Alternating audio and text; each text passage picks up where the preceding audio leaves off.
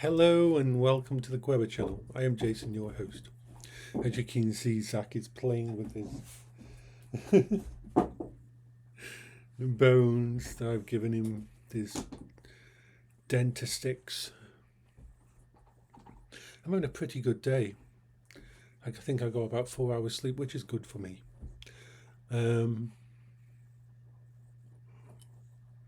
Everything's settling down.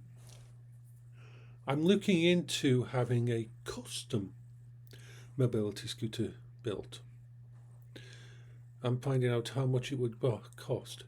It'll be based, like I've talked to before, if I haven't, in fact I may not have, what's called the scooter cabin, or the cabin car.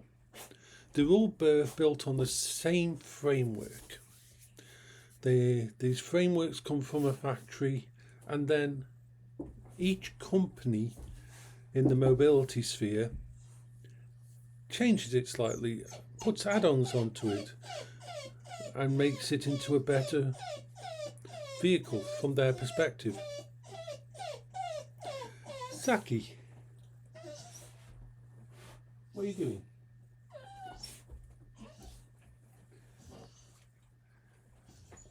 I think the Zaki's got too many toys at the moment. He doesn't know which one to play with. You don't know which one to play with? Well, you've got two of these that you hardly touched. I mean, look at it. Yeah, play with it.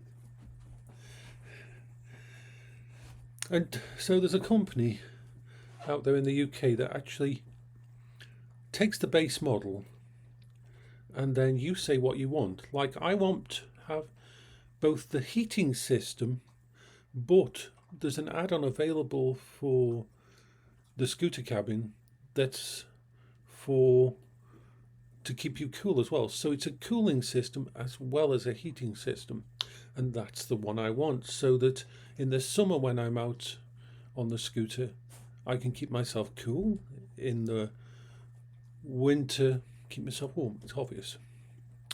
I'm going to go with wind up windows instead of electric windows, because for reliability it's one less thing to break. As you know from cars, if your electric windows break, you have to either take the door apart yourself and so on. There's much less to go wrong, and I'm all about reducing the single points of failure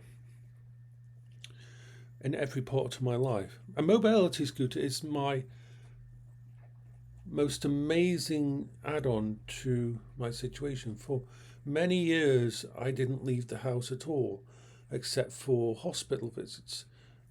To have that freedom of leaving the house, to go places, to have a mobile safe space that my brain can trust, is really important.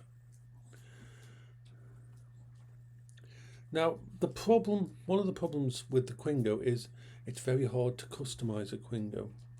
No one will customize a Quingo. I contacted so many different places that they all say in their name mobility scooters, customization, and all this kind of thing. And then when you talk to them, you say, "Oh, you've got a Quingo." "No, we don't modify those." It's like, okay. Because Quingo keeps a tight leash on all the spare parts and everything. Now, nothing wrong with the Quingo. It's an amazing system. But for what I want, my specific use case, it's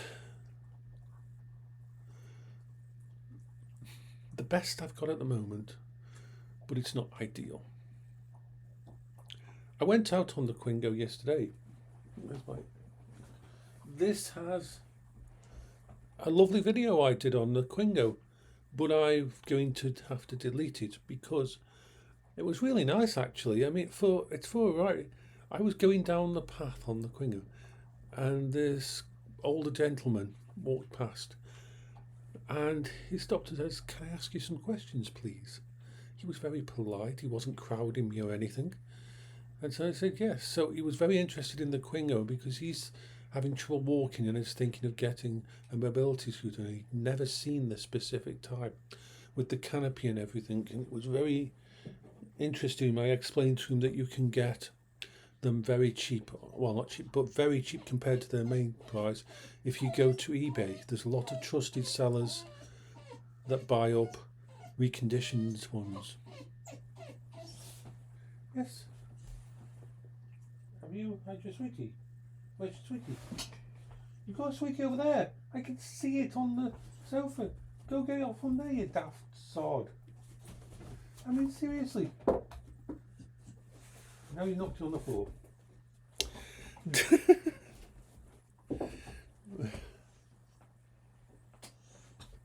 Yeah, this. Eat it. Have it. It's yours. It's yours. Don't you want it? Don't we put it away? I can put it away if you don't want it. He pretends that he doesn't want it for a second, because he wants you to give it to him and him not to come get it. Do you want it? There, go on.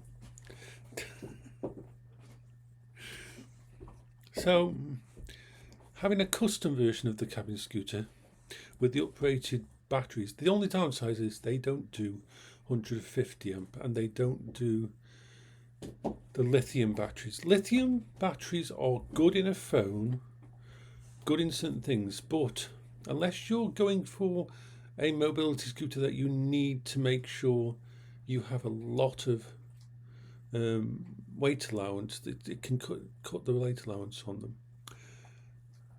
It's not really that useful, especially if your scooter is going to be kept outside during the winter. Lithium batteries are very much prone to reduction in power, a lot of reduction in power when they're left in the cold. Whereas something like an AGM battery, as long as you trickle feed it power during the winter, it'll last quite well. Well, that's my own personal experience of active gel. I think it's active gel matting or something like that. No, so yeah.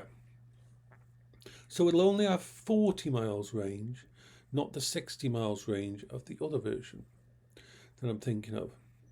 But this will be custom built basically to what I want. I'm thinking of actually having an anime skin wrap put on the actual vehicle. That would be cool to do. Have a white base and then a wrap on it. Be interesting if we can find something like that. So that's what I'm thinking of. But it'll be unique. It will be just the one that for me. I was feeling guilty a couple of days ago. I had my session with my therapist. Now, when it comes to therapists, I always say this to people: find a therapist that fits you. There is different kinds of therapists. They follow different kinds of paths, different kinds of experience. No one therapist will fit all. And if you're going to a therapist that doesn't seem to be helping you, doesn't listen to you, doesn't understand you, you don't want a therapist that just allows you to make bad decisions and empowers your bad decisions and just agrees with everything. You want someone who's going to challenge you. So I found a really good therapist earlier this year, and I am really happy with our relationship and how it goes. It's nice to be talking to someone about all this stuff that I don't have to reiterate everything I do. And I was saying to her how I feel guilty because in a couple of months' time I'm going to be spending over £10,000 on a mobility scooter. And it feels wrong. It feels wrong because I see so many people who don't have much money or being hit by the cost of living and can barely afford food. And I'm going to be spending more money than you would spend on refitting a kitchen or buying a new second-hand car or a new set of furniture for the house. I'm going to be spending it on a vehicle. And as she pointed out to me, to you this is more important than a kitchen, more important than just a set of furniture or even a new computer or anything like that. This is something that radically improves your life, your independence, your ability to leave the house. There is no price on that. And she's right. The whole point is I am not getting any handouts for this. This isn't coming from any kind of fund from the government or benefits or anything. This is coming because I'm removing some equity from my house and I'm using that money to do it. The only person I owe for this money is my mum, who I inherited the house from. Now, if I hadn't been, I would not have to do this if the person that looked after my mum didn't sell all her stuff, steal all her money, and basically destroy my entire inheritance. My mum had set aside money for me to be able to live comfortably when she passed away. And I'm glad that she had dementia and never knew the damage that was done to this house and the damage that was done to all that money. All those years that she spent putting away money in accounts and that so that I would be okay, because she knew because of my autism and everything that I'd need help. So she spent her entire freaking life building up these funds, and someone who she trusted used up all that money, pretty much partially destroyed the house, and I'm glad that she wasn't cognitive at the end, so that she never knew the damage he had done. But we live with what we've got. We deal with the choices that have been made. You can't worry about the things that you can't change. I have a closed loop of funding that is my benefits. I don't work. I can't work. My brain doesn't function in the way that would allow me to work. Even homework and that would screw me over. In fact, the last time I talked to my GP, and my GP knows my past and everything, the last time I talked to my GP, and I said, he said, do you think there's any chance I'll be able to do a job? He just looked to me as if to say, oh God, we're going to have this talk again. Because sometimes I function so well that I convince myself that I'm okay. A lot of disabled people do that. What we see as an okay day, like today to me is an awesome day. I managed to go downstairs. I managed to go to the bathroom. I managed to wash my face, to brush my teeth. I managed to do all the basics. To me, that is like, oh, fuck me, that's an amazing day. I'm actually able to do all the normal things. But still, I can't walk 2 foot outside my safe space without going catatonic. I've got 3,000 plus hours on Warframe, but I still can't remember how to do combos. Even 3-button combos I can't remember. I have to make a list during the day to make sure I use the bathroom. But for me, today is an okay day. It's a wonderful day. I've had 4 hours sleep. That's far better than 2 hours sleep. So yeah.